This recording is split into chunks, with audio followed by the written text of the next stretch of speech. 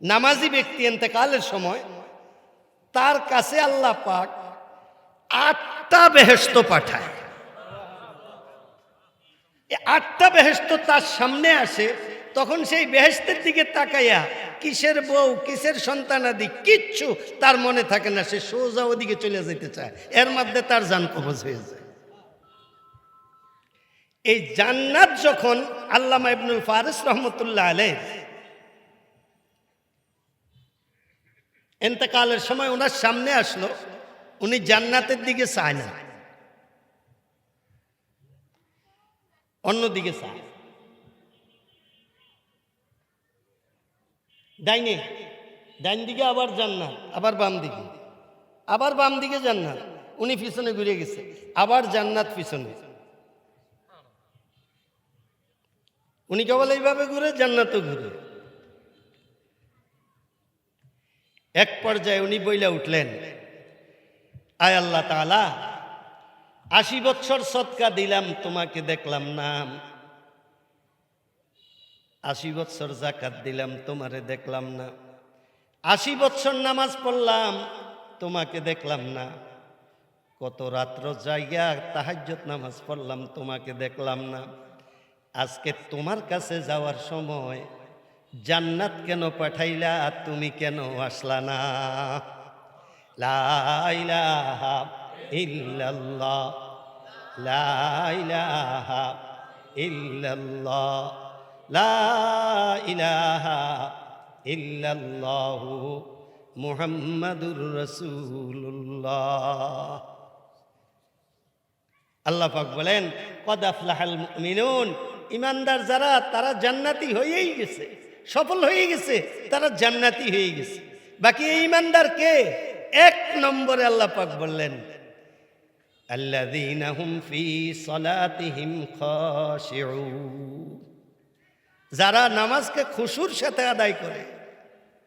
নামাজ যে খুশুর সাথে আদায় করে, এই খুশু জিনিসটা কি? খুশু জিনিসটা হইল নামাজের মধ্যে আল্লাহ ছাড়া কারো খেয়াল না করা। কিতাবের মধ্যে অন্য ভাবও আছে, আল্লাহ ছাড়া কারো খেয়াল না থাকা, এটা হইছে খুশু। আর আমাদের জন্য হইছে আল্লাহ ছাড়া কারো খেয়াল না করা, কারণ আমগো ঈমান নাই, আমগো তো খেয়াল আইসেই পড়ে। যেমন এক সাহাবীদের আল্লাহ ছাড়া কারো খেয়াল থাকতো না। এক সাহাবী যুদ্ধের ময়দানে তীর গাচ্ছে শরীরের মধ্যে, তীর কোনোভাবেই উঠাইতে পারে না। তো অন্যরা বুদ্ধি দিল, এটা ধরতেই পারে না, উনি এত ব্যথা পায়। বলছে উনি যখন নামাজে দাঁড়ায় তখন তীরটা খুলল, হয়তো সে তখন খুলতে পারবার চেষ্টা করল। কিতাবের মধ্যে আছে ওই সাহাবীর তীর খুলতে যায় এত শক্ত, ওই সাহাবী নামাজের মধ্যে ছিল, 2-1 সাহাবীর দাঁতও পড়ে গেছে, ভেঙে গেছে খুলতে যাইয়া, কিন্তু সে বলতে পারে না। এক পর্যায়ে তীর তো খুলছে, পুরা শরীর রক্তে ভরে গেছে। পরে ওই সাহাবীকে নামাজ শেষ হয়েছে রে, বলছে তুমি আবার নামাজ পড়ো, কারণ তোমার অজু ভেঙে গেছিল, তোমার শরীর থেকে যে তীর ছিল এটা খুলছি। কয় কি বলো? সাইয়েদে আসলে এই তীর নেই। কখন খুললা? তুমি যে নামাজের মধ্যে আছিলে। এইটাই আল্লাহ পাক বলছেন, আল্লাযীনা হুম ফি সালাতিহিম খাশিউন, যারা খুশুর সাথে নামাজ আদায় করে এরা জান্নাতি হয়ে গেছে। আমি আল্লাহ বললাম, কদ আফলাহাল মুমিনুন আল্লাযীনা হুম ফি সালাতিহিম খাশিউন। তা আমগো নামাজ হেরুম নি, আমগো নামাজ কেরুম? আমরা তো ইমাম সাহেবকে ভুল ধরি, সাহাবায়ে কেরামরাও ইমাম সাহেবকে ভুল ধরতো, আমরাও ভুল ধরি। আমরা ভুল ধরি কেমনে?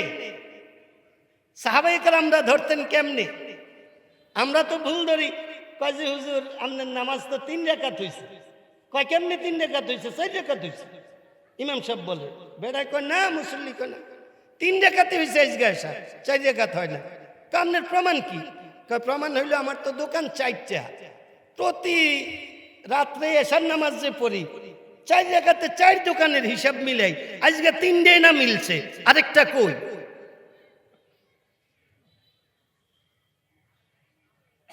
হ্যাঁ, আমগো খুশির অবস্থা হইছে এই, ভুল ধরি আমরা, দোকানের হিসাব না মিললে বুঝি যে নামাজ কয় রাকাত হইছে।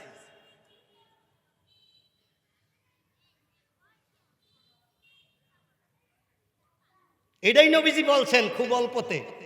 ক্বালা রাসূলুল্লাহি সাল্লাল্লাহু আলাইহি ওয়াসাল্লাম আখলিস দীনাকা ইয়াকফিকাল আমালুল কলিল। হে আমার সাহাবীরা, আমার উম্মতের জানায় দিও, আমার উম্মত ইসলামের কাজ, দ্বীনের কাজ যদি অল্প করে, খুব পিওর ভাবে করতে বইল, আমি নবী বললাম যদি পিওর ভাবে অল্প আমলও করে, আমি নবী বললাম তাকে এই অল্প আমলে জান্নাতে নিয়ে যাইব। কিন্তু আমগরে কি নিব? আমরা কেমনে যাবো? আল্লাহু আকবার। কে আইছে আর গেছে মসজিদ, এটা খুশুনি। এনে তো দুইটা সমস্যা, একটা হইলে নামাজের তে কেবলাতে ফিরে গেলে নামাজে তো হয় নাই, হ্যাঁ নামাজ বাদ, এটা তো অনেকে জানে না। আল্লাহু আকবার। ও সদরি সাহেব ঢুকছে, ও মেম্বার সাহেব, এডিয়ান সব দেশে এর নামাজ হয় নাই, কারণ এর কেবলায় দিকছে দিক গেছি। আর আরেক ব্যক্তি রয়েছে ফরজ আদায় হয়ে গেছে কিন্তু খুশুর সাথে নামাজ আদায় হয় নাই, এটা কারটা জানেননি? আল্লাহু আকবার। কেবলামুখী ঠিক আছে, বাকি জুতা কই রাখছে, চোখ দিয়া হের ঘুরে। কেবলা কিন্তু ঠিক, চোখ কিন্তু ঠিক নেই, একবার হেদিকে একবার এদিকে। হ্যাঁ নামাজ হয়ে যাইব, কিন্তু এই নামাজে জান্নাতুল ফেরদাউসে যাওন যাইব না। খুশুওয়ালা নামাজে মানুষকে সর্বোচ্চ জান্নাতে নিয়ে যাইব, জান্নাতুল ফেরদাউসে। আর এই নামাজে কিন্তু নিব না।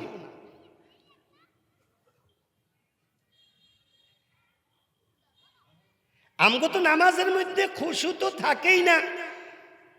মুসার কামড়ও আমগরে নামাজও দাঁড়াইলেই দেয় সাধারণ আবৃত্তি যাই দেখি, কারণ শুধু থাবরা থাবরি। কারেন্ট গেলে তো থাবরা থাবরির একটা ই মসজিদে আওয়াজ উঠতে যায়, কিরে কয় কেউ রে হয়তো মশাই কামড় দিছে, তাই একজনে নইলে দিছে, সবাই দিল কা, ওই কেউ কেউ মনে করে অন্য নয় থাবরা থাবরি চলছে। তো এটা কি অনেক সময় দেখা যায় যে একজনের জরুরতের কারণে মানে এর কপ বা কিছু একটা হয়েছে, এর আওয়াজ শুন না সবাই না এইটাও তো জানে না যে বিনা জরুরতে নামাজের মধ্যে আওয়াজ দিলে তার যে আর নামাজ হয় নাই, এটা জানে? এটা তো জানে নাই, ফাতিহা পর্যন্ত নামাজ পড়ে, এটা আমি নিজে দেখছি। এটা আমগো বাড়ির ঘটনা। আমগো কাজ করে একটা ছেলে নাম হাসান, আমি তো অনুজানি মাদ্রাসায় পড়ি। মাগরিবের পরে গেছি বাড়ির, যে দি বাড়ির পোলাপাইন সব কাছারিতে আমার অপেক্ষায় বয়ে রয়েছে, আজকে হাসানের বিচার হইব কি লেগা। আমার চাচা মোবারক করিম সাহেব রহমতুল্লাহ আলাই মাগরিবের নামাজ পড়াইছেন, আমগো বাড়ির সবাই পিছনে, হাসানেও পিছনে, আমগো কাম করে। হ্যাঁ তো জোরে ফাঁদ দিয়ে লাইছে নামাজও, পরে নামাজ হ্যাঁ পুরাই পড়ছে। তো পোলাপাইন সব বাইরে গেছে মসজিদের, যে হাসান আজকে বাইরেও খের বিচার হইব। আমি আমার অপেক্ষা, আমি গেছি, আমার কিতাব হেরা হাতের লয়ে গেছে, কাকে কাছারি ঘরে ঢুকেন, হাসান্যার বিচার আছে। আমি কি বিচার? খেফাত দিয়েও নামাজ পড়ছে, আনে নে তাড়াতাড়ি। পরে কাছারি ঘরে ঢুকলাম, হাসান রে ডাক দিলাম, হাসান কি অবস্থা রে, এনে আয়, নামাজ পড়ছত নি মাগরিব? কহ ভাইয়া জামাতে পড়ছি। আমি কি নামাজের মধ্যে ফাটটার দিছত নি? একটা। তো কি অবস্থা, তুই নামাজ পড়ছত না? কয় নামাজ পড়ছি না। আমি কি নামাজ পড়লি কা? কয় আমি কি নিয়ত ছাড়ছি না।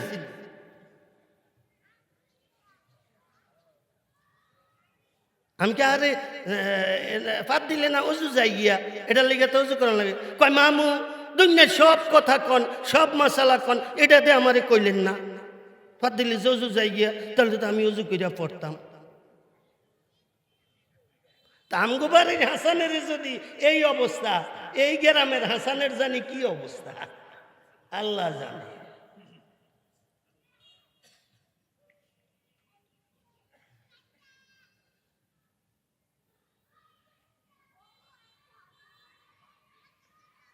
হযরত আলী রাদিয়াল্লাহু তাআলা আনহু নিজের দোষ নিজে তালাশ করে বাইর করতেন, আমরা তো আমগো দোষ দেই না। আল্লাহর কাছে রাত্র হইলে হাত উঠাইতেন আর বলতেন, এলাহি আব্দুকাল আসি আতাকা মুকিররাম বিযুনুবি কদ দাআকা।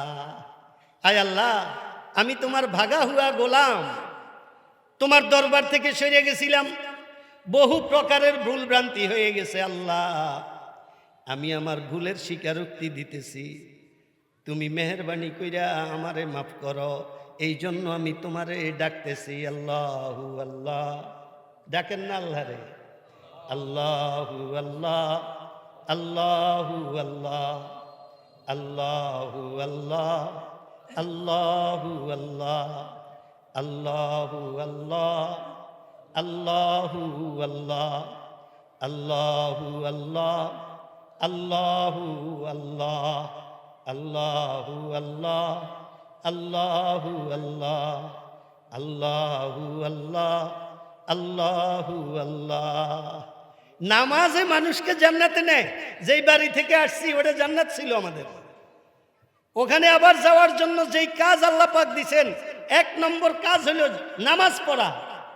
এই নামাজ তো ফরজ আছে, ওয়াজিব আছে, সুন্নতে মুআক্কাদা আছে, নফল আছে। যারা বড় বড় আল্লাহর ওলি হিসেবে দুনিয়াতে পরিচিতি লাভ করছেন, ওনাদের ফরজ, ওয়াজিব, সুন্নতে মুআক্কাদা এগুলোর মধ্যে তো কোনো ঘাটতি ছিলই না। নফলের মধ্যেও তাদের নাম ছিল মৃত্যু পর্যন্ত।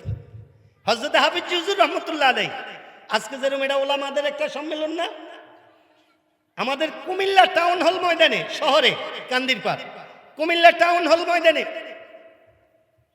ওলামায়ে কেরামদের একটা সমাবেশ। হযরত হাফিজ হুজুর রহমতুল্লাহ আলাইহি ওখানে বক্তব্য রাখবেন। উনি তখন ইলেকশন করতেছিলেন বটগাছ মার্কায়। ওখানে উনি বক্তব্য রাখবেন মাগরিবের পরে। মাগরিবের নামাজ উনি স্টেজেই পড়লেন, কিন্তু নামাজের পরে কোরআন তেলাওয়াত এই সেই হইতেছে, হাফিজ হুজুরকে আর বিশ্রায় পাওয়া যায় না। কি রে, হাফিজ হুজুর গেল কই? উনি না এখন বক্তব্য রাখবো।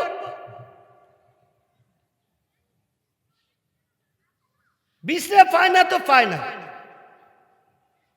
হঠাৎ একজনে দেখে স্টেজ যে বানাইছে অনেক উঁচা, হাফিজ হুজুর ওখানে দাঁড়াইতে পারতেন, এটা উনি স্টেজে উড়ার সময় দেখছে।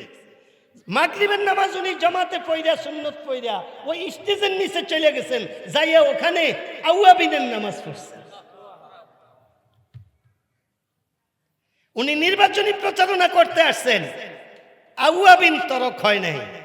আর আমরা নির্বাচনী প্রচারণায় আসলে ফরজ নামাজও পড়া হয় না, কারণ একটু অপেক্ষা করেন, আজান হইতেছে, এখন বক্তব্য বন্ধ, আমরা মুসলমানের দেশ। ঠিকই বক্তব্য বন্ধ, আজানের পরে যে নামাজ পড়ন লাগে এটার লেগে আর নেতায় কয় না। এরপরে কেবল কয় বক্তব্য শুরু করেন, নামাজ শেষ, মানে আর পড়ে না, শ্রোতারাও পড়ে না, নিজেও পড়ে না, কেউই পড়ে না। আবার কয় আমগো দেশটা চোরে ভরা, কোনো শান্তি নেই। শান্তি অনের লেগা কোনোদিন কি কিছু তালাশ করছেন যে আল্লাহ শান্তি দেও? এই শান্তির লেগে আমার কইলাম এই কোরবানি আছে, আমি এই 500 টাকা খরচ করলাম শান্তি যেন পাই ইসলামের জন্য। আছে কিছু? নৌকার দান ছাড়া কি কিছু চিনেন? কাজে শান্তি পাইবেন করতে, যারে দিবেন হে গাং করে ধুয়ে যাইবে। বুঝাইছে? কেউ 16 বছর, কেউ দরকার হইলে 5 বছর, কিন্তু খাইয়া যাইব আল্লাহর রহমতে। নিজের ভাগ্য নিজের পরিবর্তন করতে হবে, কেউ এক কইরা দিয়ে যাইতো না। সব মুসলমানের দেশ, আবার ভোটও দেয় মুসলমানদের। 300 এমপি, একজন এমপিও পাই না যে কারো জানাজা পড়াইতে পারবো, কে একটা মসজিদে এক ওয়াক্ত নামাজ পড়াইতে পারবো। কিন্তু মুসলমানের ঠেলা ঠেলি, হ্যাঁ মুসলমান, আরে কইলেন কি অমুকের ছেলে,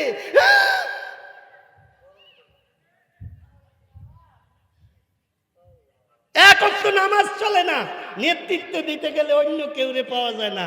এই বেনামাজি আমগো নেতা, জাগো নেতা বেনামাজি, আমি আর আমনে নামাজি কি আর বেন? যত চুরি ডাকাতি আমগো দেশ হয়, ভাববেন না আমি আমনে নামাজ পড়ে জান্নাতে যাবো গিয়া। হ্যাঁ গো, চুরির গুনাহ আমগো আমল নামায় আসবে। কেন আমরা এই চোর বাটফার করে ভোট দিছি? কেন আমরা এই চোর বাটফারদের সাথে ছিলাম?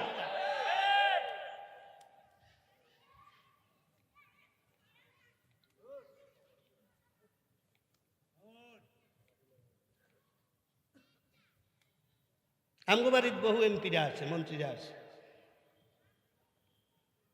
আমগো বাড়ির কেউ ভোট দেয় না। একবার হাফিজি হুজুর রহমতুল্লাহ আলাইরে দিছিল, বাকি তখনও আমার আব্বা আমার চাচারা কেন্দ্রে যায় নাই, দেয় নাই। কিন্তু আমার চাস্তো ভাইয়েরা, আমরা তখন ছোট ছিলাম, আমার চাস্তো ভাইয়েরা গেছে, যায় বট গাছ মার্কায় ভোট দিয়ে আসছে। এরপর থেকে আজ পর্যন্ত আমগো বাড়ির কেউ কেন্দ্রে যায় না ভোট দিতে। দিব কারে? ইমাম তো নাই। আরে সুরা কারে তোলা নামাজ জোরে ফরন না, সুরা আলা তো পড়তে ফরাইতে পারবোই না। যেদিনও সুরা জোরে ফরন লাগতো না, এডি দিলেও তো পারতো না। এই ২৫০০-এর ঘটনা।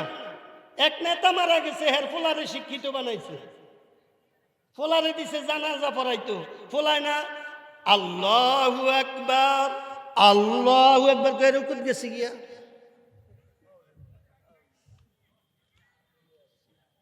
পরে মানছে আরে এটারে সরা কোন চুম হেসেজ দে মিজদা দিয়া লাই।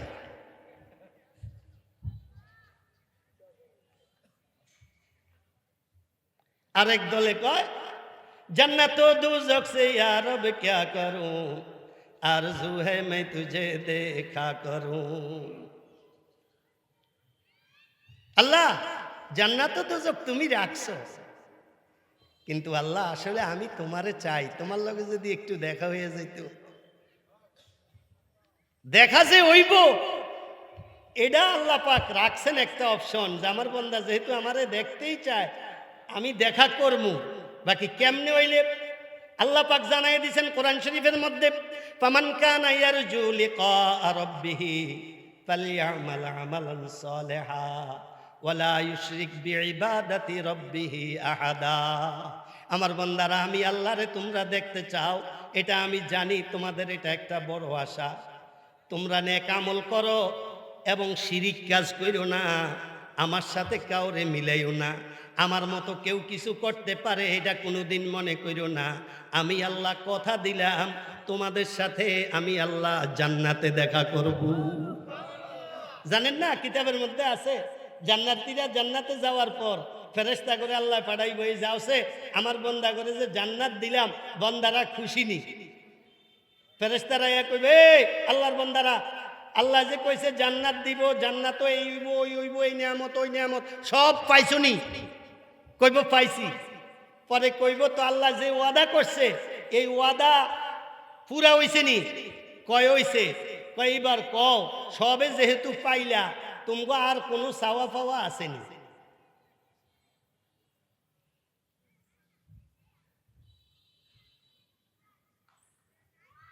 এটা বুঝাইতে হইলে এই চাওয়া পাওয়াটা কি এটা বুঝাইতে হইলে আজকে যেহেতু আলেমরা সম্মেলন ডাকছে এই জন্য আলেমগো কথাটা কইতে হইব। কইতাম নি? হাদিসের মধ্যে আছে, এটা মলফুজাত হজরতে কাসেম নানুতুবি রহমতুল্লাহ আলাই দেওবন্দ মাদ্রাসার বাণী, যিনি দেওবন্দ মাদ্রাসার বাণী মূলত মুহাম্মদুর রাসূলুল্লাহ সাল্লাল্লাহু আলাইহি ইসলাম কাজটা করাইছেন নবীজি হজরতে কাসেম নানুতুবি রহমতুল্লাহ আলাই হাত দ্বারা। মূল বাণী কিন্তু নবীজি নিজে। কাসেম নানুতুবি রহমতুল্লাহ আলাই লেখছেন, হাসরের ময়দানে জান্নাতীদের মাজমার মধ্যে জান্নাতের মধ্যে একটা মাইকিং করা হবে। কোন এক ঘোষক ফেরেশতাদের মাধ্যমে এতটা সময় বাবু সালামে একটা মিটিং হবে।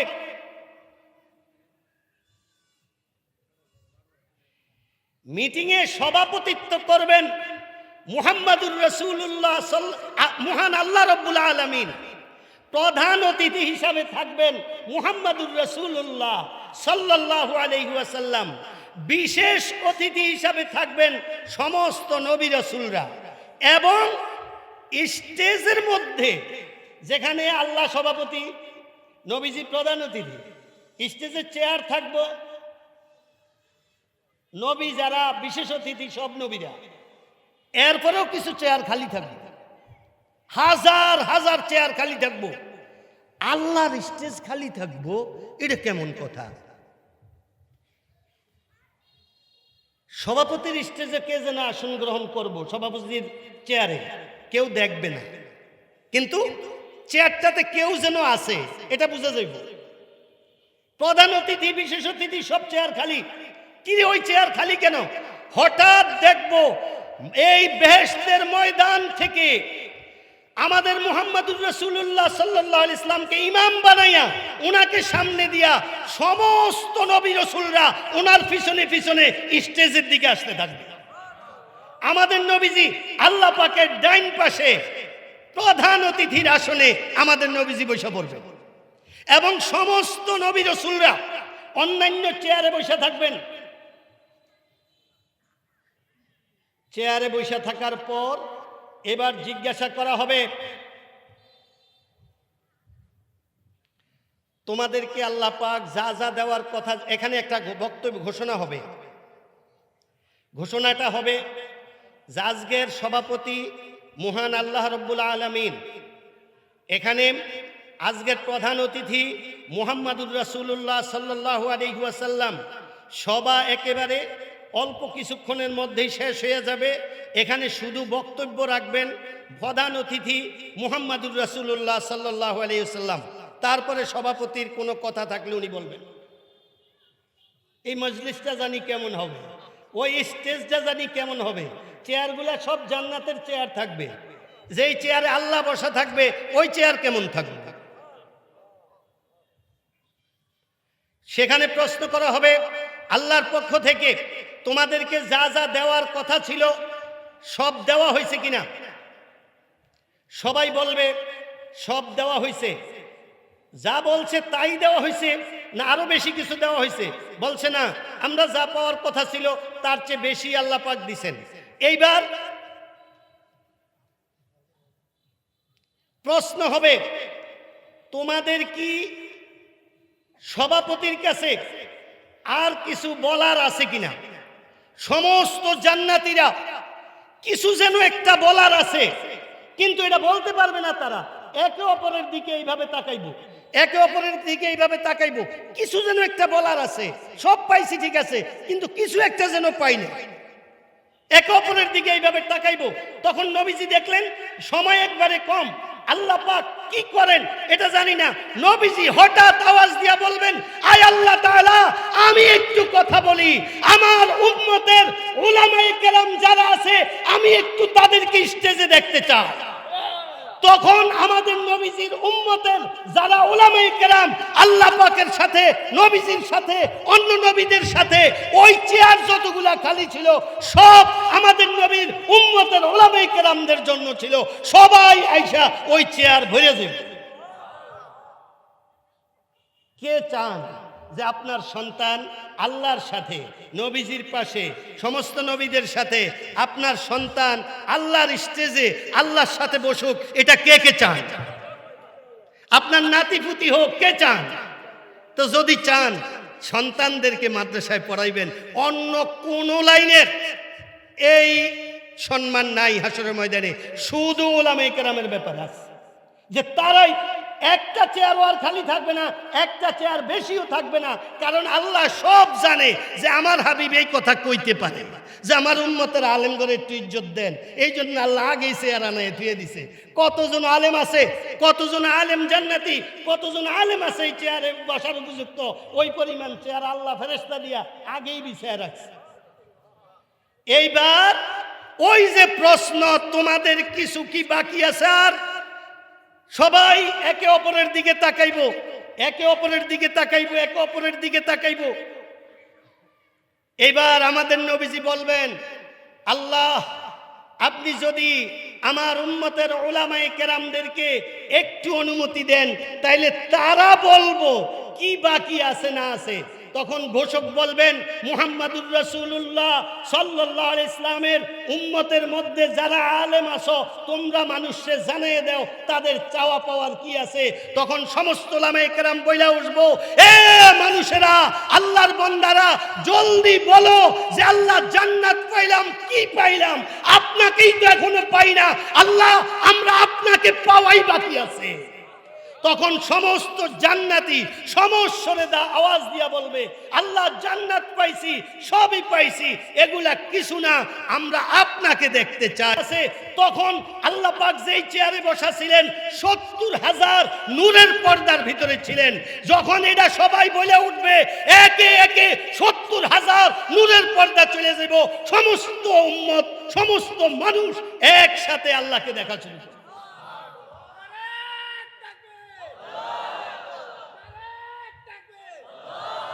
ताज़ा खाही दाश तनगर दागे हाय सीनारा, ताज़ा खाही दाश तनगर दागे हाय सीनारा, गाहे गाहे बाज खाही दफ्तरे पारिनारा। नामाज एक नम्बरे लागे। नामाज एक तो पढ़िও না, যাও পড়ি এটা হয়ও না। কোরআন শরীফে আমরা যে সুর, এখনো তো নামাজও পড়ি, সুরই বাদ দিই না। কিন্তু আমরা যে ডাকাত, নামাজ তো পড়ি, কই ডাকাতি তো ঠিকই আছে। আমরা যে নামাজ পড়ি সুদখোর, সুদি কি ভালো হয়ে গেছে নামাজ পড়িয়া? হয় নাই তো।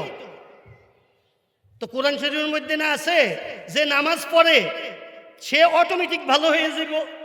তো কই আমগো সূরাটা যে ভালো হয় না? আল্লাহ পাক বলছেন, ইন্নাস সালাতা তানহা আনিল ফাহশাই ওয়াল মুনকার। আমার যেই বন্দারা নামাজ পড়বে, আমি আল্লাহ বললাম, আমার ওই বন্দারা যদি খারাপ থাইকা থাকে, এই নামাজে তাদেরকে অটোমেটিক ভালো করে দিব। যেরকম নবীজি বর্বরতার যুগে পয়গাম্বর হয়ে আসলেন, নবীজি উম্মতদেরকে নামাজ শিখাইলেন। নামাজ পড়ার পর ওই যুগের যত বর্বরতা আছে সব শেষ হয়ে গেল তাদের নামাজের কারণে। আর আমগো সমাজে আমরা এত নামাজি, কিন্তু সুদ বন্ধ হয় না, ঘুষ বন্ধ হয় না, চুরি বন্ধ হয় না, ডাকাতি বন্ধ হয় না, কোনো প্রকারের অন্যায় আমাদের থেকে দূরে যায় না। তার কারণ হইল যেই নামাজ দ্বারাতে মানুষ ভালো হয়, নামাজটা আমাদের ওই ধরনের হয় না। বুঝাইছে? নামাজ তো হইতে হবে। ওই যে নামাজ পাতওয়ালা নামাজ, এটা দিলে যে অজু ভাঙ্গে, এটা তো জানে না। তো অজু ছাড়া নামাজ পড়ে লাভ হইব কি? শুধু ফাদেরটাই বুঝলেন। আওয়াজ দিলে যে নামাজ ভাঙ্গে, এটা হয়তো অনেকে জানে না। একজনে যে মসজিদে ঢুকছে, হ্যাঁ কয় মানে হ্যারে দেখছে, হ্যাঁ বুঝবো হ্যাঁ আইছে, হ্যাঁ নামাজ হইছে, হ্যাঁ না নামাজ শেষ। একজনে মুশারে থাবড় দিছে, কামারটাও তো দেখছি চুলকা চুলকা, নামাজ হইছে? তা আমরা ভালো মুখ কেমনে? নামাজ তো হওয়া লাগবে। নামাজে মানুষের রিজিকের অভাব দূর করে দেয়। আমি গত বছর একটা কথা বলি, গত বছর আমি দুবাইতে এক বাসায় ছিলাম, আমি আমার ওয়াইফ। রাত্রে 11টা-12টার দিকে আমার ওয়াইফ এসে আমারে বলল, এই বাসাতে যত খানা আছে কোনো দোকানেও এত খানা নেই। আমি কি এটা কও কি তুমি? কহ। আমি কি কোন রুমে? তাদের একটা স্টোর রুম আছে এবং পাকের ঘর যেটা আছে, এটার মধ্যে এতটুক পাকের সরঞ্জামাদি, উপরতে ছাদ পর্যন্ত পুরাটা তাক করা, সব খানা আর খানা। আমি কি কও কি তুমি? আমি এটা চামু। পরে এরা ঘুমিয়ে গেছে।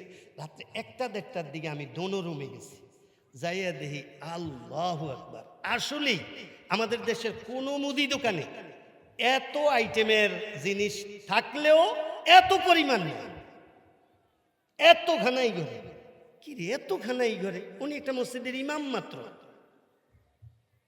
ওনারা 4 ভাইয়ের 4টা বাড়ি আছে ওই দেশে, ইমাম। ওনার আব্বা এক মসজিদে আছে 42 বছর ইমাম। আমি জিগে আপনারে বদলি হন না? কয় এটা যে এন আছে মসজিদ, মনে হয় সরকার কইতে পারতো না, বেতনে ফাটায়, আমার আর বদলায় না। আমি কি আর বদলাইব কি? আর তো এনেই মইরে নাম।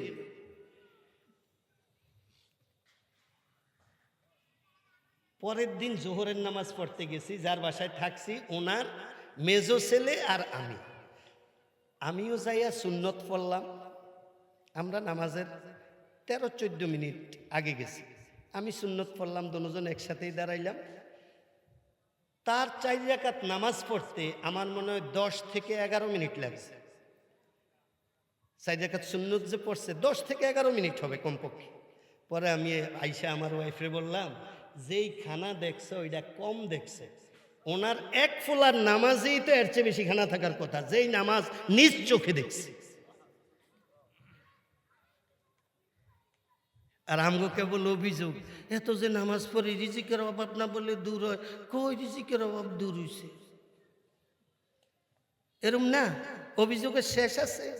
আর যারা নামাজ পড়ে তারা কেবল কয়, রব্বানা আতিনা ফিদ দুনিয়া হাসানাতাও ওয়া ফিল আখিরাতি হাসানাতাও ওয়া কিনা আযাবান নার, রব্বানা যালামনা আনফুসানা ওয়া ইল্লাম তাগফির লানা ওয়া তারহামনা লানাকুনান্না মিনাল খাসিরিন।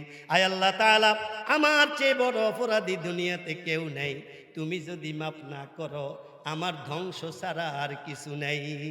আর আমরা হইছি কেবল এত নামাজ পড়ি, কিছু তো পাই না।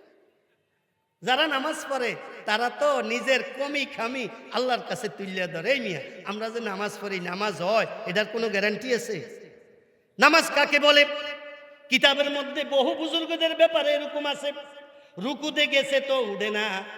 অনেক সময় মানুষে ওনাকে জিজ্ঞাসা করছে, ভাই আপনি যে রুকুতে গেলে উঠেন না, এত সময় রুকুতে থাকেন, সেজদাতে গেলে উঠেন না, অনেক সময় থাকেন, এত টাইম লাগে কেন আপনার? উনি বললেন, ভাই আমি যে রুকুতে যাই, যতক্ষণ পর্যন্ত আল্লাহ আমারে না জানায় ও আমার বান্দা তোমার রুকু কবুল হইছে, ততক্ষণ আমি রুকু থেকে উঠি না। আমি সেজদাতে যাই, যতক্ষণ না আল্লাহর পক্ষ থেকে জানানো হয় তোমার সেজদা কবুল হইছে, ততক্ষণ আমি ওখানেই থাকি। জানানোর পরে আমি সেজদা থেকে আমার মাথা উঠাই। আমাদের নামাজটা কি এরকম? বরং ইমামের দোষ ধরে, হুজুর এত জলদি সূরা পড়ছে কা, এত তাড়াতাড়ি সেজদাতে উঠছে কা, এরকম দোষ ধরে না? জমাতে নামাজ পড়ার নিয়ম জানেননি? নিয়ম জানেননি? জমাতে নামাজ পড়লে যেখানে মানুষ বেশি হয় ওখানে অসুস্থ মানুষের নামাজ পড়তে হয়, জরুরতমন্দের নামাজ পড়তে হয়। অসুস্থ মানুষ, আমি যদি সূরা ইয়াসিন লইয়া বইয়া থাই 2 রাকাতে 2 সূরা, এরপরে যদি কায়দা মতো ওয়াকিয়াটা ধরতে পারি, রুগীর কি অবস্থা হইব? যে বাচ্চা ঘরে রাইখা আইছে নামাজ জমাতে পড়তো, এর কি অবস্থা হইব? এই জন্য নবীজি বলছেন, বড় জমাতওয়ালা নামাজ অসুস্থ মানুষের নামাজ পড়াইও, জরুরতমন্দের নামাজ পড়াইও, জলদি পড়াইও। এই জন্য হুজুররা একটু জলদি পড়াই দেয়। আমনে যে এত বড় ওলি, সুন্নত তো আর জমাতে পড়েন না, আমনে এই পর্যন্ত কয়দিন এরম হইছে সুবহানা রাব্বিয়াল আযীম, সুবহানা রাব্বিয়াল আযীম, সুবহানা রাব্বিয়াল আযীম 3 বার পড়লে চলে। আপনার জীবনে কয়দিন হইছে 5 বার পড়ছেন? না, আমার সময় আছে 7 বার পড়ছি, 9 বার পড়ছি, 11 বার পড়ছি, 101 বার পড়ছি। জীবনে একদিন কি এইটা আসেনি? তা আপনি কি এর দর বেশি দেন? হ্যাঁ, সেজদাতে গেলাম, সুবহানা রাব্বিয়াল আ'লা, সুবহানা রাব্বিয়াল আ'লা, সুবহানা রাব্বিয়াল আ'লা। কয়দিন এরকম হইছে, আরে আমি সেজদাতে আছি, আল্লাহ পাকের কুদরতি কদম মোবারকে আমি সেজদা দিয়ে রাখছি।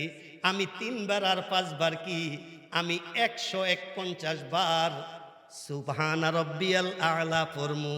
এরকম কি হইছে নি? তো মোহাব্বত কই? मोहब्बत एक आजब शय है, बयान करना नहीं मुमकिन, न मरता हो न जीता हो, आजब हालत हमारी है। मोहब्बत जागो, ताराई ना एमने नामाज पढ़े। हजरत इमाम আবু হানিফা রহমতুল্লাহ আলাইহি, ওনাকে জিজ্ঞাসা করা হইল, হুজুর আপনার নামাজের কি অবস্থা? আমি তো নামাজ ঠিক মতো পড়তে পারি না, আল্লাহর কাছে আমি দাঁড়ায় থাকতে পারি না, বাকি একটা আমল আছে, এই 40 বছর যাবত এশার নামাজের ওযু দিয়া ফজরের নামাজ পড়ছি। তো এটা কেরুম্মা মানুষ? এই মানুষ কি হইছে শেষ পর্যন্ত জানেন?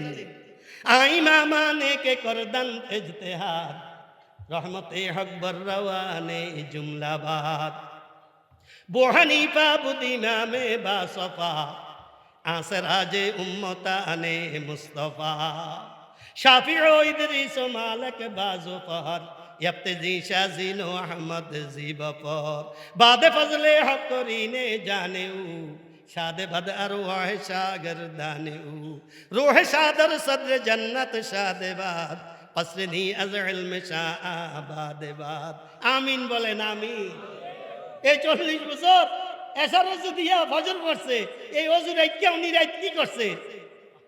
আমাদের নবীজিকে আল্লাহ পাক বললেন মা আনজালনা আলাইকাল কুরআনা লিতাশকা ইল্লা তাযকিরাতাল লিমান ইয়াখশা। মুফাসসিরিনে কেরাম লিখছেন এই আয়াত আল্লাহ পাক নাজিল করছেন কোন সময় জানেন?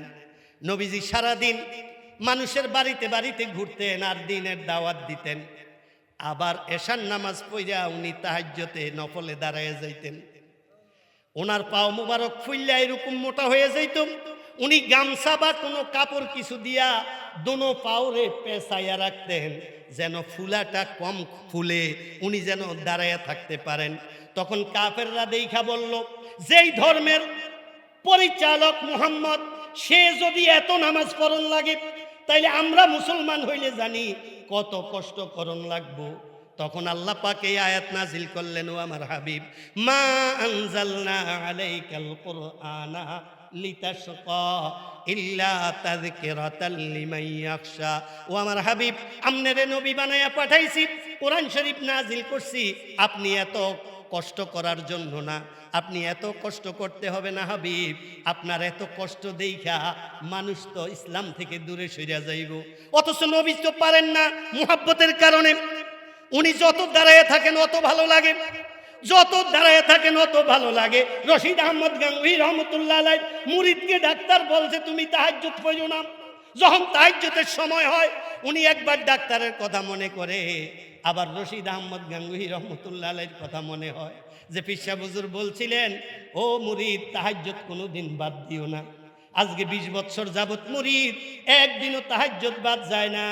আর এখন ডাক্তারের কথায় আমার অসুস্থতার কারণে তাহাজ্জুদ বাদ দিতাম। উনি তাহাজ্জুদ বাদ না দিয়া অসুস্থতার মধ্যেও তাহাজ্জুদ পড়লেন। ডাক্তার আসলেন কয়েকদিন পরে, আইসা বললেন সত্য কইরা বলেন হুজুর আপনি কি তাহাজ্জুদটা বাদ দিছিলেন নি? উনি বললেন ওরে ভাই কি বলো, আমি বাদ দেওয়ার চেষ্টা করছি, কিন্তু তাহাজ্জুদের মধ্যে যেই মজা, আমার পীরের হুকুমের মধ্যে যেই মজা পাইছি, তোমার অসুস্থতার চেয়ে আমার ওই মজা আরো বেশি। রোহে শাদর সদর জন্নত শাদেবাদ আসদি আজ ইলমে শাবাদেবাদ নূর চশমে ইব্রাহিম ইসহাক ও ইসমাইল আমিন ফসরাজো নজমো উবাইদো ও ওয়াহিদো শামসুদ্দিন ফজিয়া মনজুর মকবু লে খুদায়ে দু জাহাं রহম কুনবার ই বুজুর্গা নিজ বর औलाद শাহ। আমিন বলেন আমিন। তো ভাই এইভাবে আকাবেররা কাজ করে গেছেন। আজকে ওলামায়ে কেরামরা এত বড় বিশাল আয়োজন করছেন, আপনারা তো আসার সময় পান না আমি জানি। যারা আসছেন এদের আসার ওয়াজে দরকার নাই, কারণ আপনারা তো আলহামদুলিল্লাহ ধর্মের প্রতি মন আছেই। যাদের জন্য মাহফিলের আয়োজন করা হয় কিভাবে যেন তারা আসে না, এটা মনে আল্লাহর একটা দয়া হয় না নাকি জানি না। বুঝেছে ভাইয়েরা? বঞ্চিত হইেন না, বঞ্চিত হইেন না। এক একটা মানুষ আসতেছে, একটু তাকাইলে আপনার দিকে নজর পড়ে গেলে হয়ে যেতে পারে। আমার শেষ কথা হাফিজ হুজুর রহমতুল্লাহ আলাইহির একটা কথা বলে শেষ করি। আপনাদের বিষ্ণন্দির একজন লোক, উনি কমিউনিস্টের রাজনীতি করতেন। ওনার বাপ চাচারা হাফিজ হুজুরকে বিষ্ণন্দি আনছিলেন। বাপ চাচাগুলোর লগে উনি তখন কলেজে পড়েন, উনিও গেছেন হাফিজ হুজুরের সাথে মুসাফা করতে সিরিয়ালে। হাফিজ হুজুরের সাথে উনি যখন এইভাবে মুসাফা করছেন, হাফিজ হুজুর শুধু ওনার দিকে এইভাবে চাইছেন, চাইয়া একটা হাসি দিছেন। উনি বলেন এরপর থেকে আমি কোনো দিন আজান হওয়ার পর কোথাও বসে থাকতে পারি না, আমার ছটফট লাগে। হুজুর ওদিন থেকে আজ পর্যন্ত আমার কোনো দিন এক ওয়াক্ত নামাজ কাজা হয় না, আর আগে এক ওয়াক্ত পরেও নাই। আমার ভাইয়েরা এগুলা সুযোগ ওলামায়ে কেরামরা দুনিয়াতেও আপনাদের উপকার করতেছে, জান্নাতেও উপকার করবে হাসরের ময়দানে। যাদের দ্বারাতে উপকৃত হবে মানুষ আজকাল তাদেরকে বেশি একটা ভালো মনে করে না। নবীজি দ্বারাতে উম্মত বাইচে গেছে, নবীজির বিরোধিতা করছেন কাফেররা, করছে না? আপনি কি মনে করেন এই যুগে কাফের নাই? সবাই মনে করে আমি টুপি মাথার দিয়ে ঘুরি, আমি মনে হয় বড় একটা মুসলমান। কাফের হওয়ার জন্য যেডি লাগে এডি তো দৈনিক আমগো লগে লগে ঘুরে। বুঝাইছে? যাইয়াছেন নবীর জমানার কাফের গো এত অন্যায় নাই, আমগো জমানার মুসলমান গো যত অন্যায়, কিন্তু আমরা এরপরেও মুসলমান, আমগো মুসলমানই নেই কি? ওরে বাপরে, কামনি কি মুসলমান কয় কোন কি? একজনে কয় হুজুর সৌদি আরবের মানুষ খুব খারাপ। আমি কি কা কয়েক লগে নামাজ পড়ে বাই দিছি, হে আমার জিজ্ঞা তুই মুসলমান নি? হ্যাঁ না দেখছে আমি নামাজ পড়ি। কেউ তোর যে মুসলমান আমার কাছে তো মনে হয় না, তোর নাই দাড়ি নাই টুপি নাই একটা জামা গাও, তুই এটা কি? তোর তো মুসলমান কইতে হইলে কিছু সাউন্ড ছাড়া উপায় নাই। তা আমি যে বাংলাদেশের মানুষ তো করে চিনি, এরপরে তো মুসলমান কইতে হইলে কিছু সাউন্ড লাগবো, আর হেরা তোরে মুসলমান কইব কেমনে? মুসলমান হইতে হইলে তো বেড়ায় বুঝন লাগতো না মুসলমান কি জিনিস, তোর মধ্যে এটা আসেনি, বুঝাইছিনি? নিজের দোষ দেখে না, মানুষের দোষ, বুঝাইছি? হ্যাঁ, কাজে ভাইয়েরা এত বড় আয়োজন, আলহামদুলিল্লাহ আসছেন মানুষ, কাজকর্ম থাকতে পারে, যাদের কাজকর্ম আছে গুছাইয়া চলে আসেন, গুছাইয়া চলে আসেন। আমি হুজুরের কাছে আইছি, আমি কইলাম হুজুর অনেক কাজ করতে হইলে আলেমগো লাগে, আমনে তো এই কাজে একটু শরীক থাকতে হইব। কয় আমি আপনার লগে আছি। এমন আশাই আছে উনি প্রতি সপ্তাহে একদিন আমার কাছে যাইতেন গোপালগঞ্জ, প্রতি সপ্তাহে একদিন। আমি কইতাম হুজুর কি লেগেছে? কয় একটু কাজও আছে, একটা মাসালার ব্যাপার আলাপ করতাম, একটু কাজও আছে, আপনার লগে এই কাজটাও আছে। এমন কোনো দিন নাই যে কোথাও বলছি হুজুর ওই জায়গায় গেলে একটু ভালো হইব, উনি উপস্থিত হন নাই। এরকম কোনো একটা মিটিং ছিল না আমার সাথে ওনার 2008 পর্যন্ত, 2008 সাল পর্যন্ত, 97 থেকে 2008 সাল পর্যন্ত যতগুলা প্রোগ্রামে আমি বলছি হুজুর আপনি গেলে একটু ভালো হইব, আমার একটা প্রোগ্রাম উনি বাদ দেন না, এবং কোনোদিন একটা টাকাও উনি আমাদের কাছ থেকে নেন নাই। উনি এখনো জীবিত আছেন, আল্লাহ ওনার নেক হায়াত দান করুক, নেক হায়াত দান করুক। আজকের সভাপতিও মনে হয় উনি অনেক বেশি অসুস্থ, উনি শুনে যাইব, নাইলে আমি ওনার কিছু কথা আপনাদেরকে বলে দিতাম। বললেন না কেউ, আমি যে বলছি। গত 3 মাস আগেও জানি উনি এখনো 3 থেকে 3.5 দিনের মধ্যে 1 খতম কোরআন শরীফ পড়েন। আমি ওনারে জিজ্ঞাসা করি, গত 6 মাস আগে একবার আমার সাথে ওনার দেখা, আমি বললাম হুজুর কেমন আছেন? আলহামদুলিল্লাহ, আল্লাহ আল্লাহ আল্লাহ আল্লাহ আল্লাহ আল্লাহ। আমি হুজুর তাহলে বেশি সময় থাকবো না, চলে যাই। আচ্ছা দোয়া করেন, কোন সময় ডাক আছে? আল্লাহ আল্লাহ আল্লাহ আল্লাহ আল্লাহ আল্লাহ আল্লাহ আল্লাহ। মানে একটা নিঃশ্বাসও, আমার মনে হয় নিঃশ্বাসের চেয়ে আল্লাহর ডাক ওনার বেশি। উজানির কারি সাহেব হুজুর রহমতুল্লাহ আলাইকে মানুষ জিজ্ঞাসা করছিল যে হুজুর এক নিঃশ্বাসে একবার আল্লাহরে ডাকলেই তো হয়, আপনি 100 বার এক নিঃশ্বাসে আল্লাহরে ডাকেন কেন? কয় দেখেন আমি উজানি কিছু জায়গা কিনছি, এই জায়গা কিনতে যাইয়া মানুষের সাথে কথা বলতে হয়েছে, তখন আমার কতটা নিঃশ্বাস আল্লাহর নাম ছাড়া চলে গেছে আমার হিসাব নাই। এই জন্য আমি চাইতেছি ওই গ্যাপটা পূরণ করতে, এই জন্য আমি এক নিঃশ্বাসে 2 থেকে 3,000 বার আল্লাহরে ডাকি। আল্লাহ আল্লাহ আল্লাহ আল্লাহ আল্লাহ আল্লাহ। আমার চাচা মোবারক করিম সাহেব রহমতুল্লাহ আলাইহির কাছে আমার সবচেয়ে ছোট ফুফা আসছে, আইসা বলল ভাই আপনি যে বলছিলেন আল্লাহর এক নিঃশ্বাসে অনেকবার ডাকার জন্য, এখন 1300 থেকে 1400 বার পারি, আর পারি না, আর কি বাড়ান যাইব? তখন আমি নিজ কানে শুনছি কাকাই বলছেন আমি 22 থেকে 2300 বার এক নিঃশ্বাসে পারি, চেষ্টা করতে। আমি এমনি ডাকেন তো দেখি কয়বার পারেন? দেখবেন 40, 50, 60, 70, 80 তাইলে ডাক্তারে একলা নিঃশ্বাস দেওয়ান লাগবে। তো হেরা পারে, আমি এমনি পারি না কা, কারণ ওই লাইনে আমাদের চেষ্টা নাই।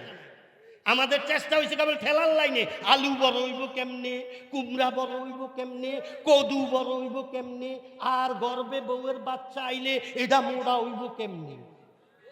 কদুও বড় হয়, কুমড়াও বড় হয়। সেদিন শুনছি বাচ্চাও বড় হয়েছে। ফার্স্ট রুগীর এক পোলা আমার লগে খুব সম্পর্ক, ব্যবসায়ী, হে আমারে হঠাৎ দেখিয়া কয় এত ভাই আপনার আমি বিশ্রাই একটু দোয়া করেন, আমার একটা ছেলে হয়েছে। আমি কিন্তু আলহামদুলিল্লাহ। মিষ্টি খাবা? পরে কয় হুজুর মিষ্টি টিষ্টি না, শুধু দোয়া করেন, খুব পেরেশানিতে আছি, আমি অন্য যাই না, যাইতেছি। আমি পেরেশানি কি, এটা তো খুশির সংবাদ। কয় হুজুর ওইসে 18 কেজি বলে।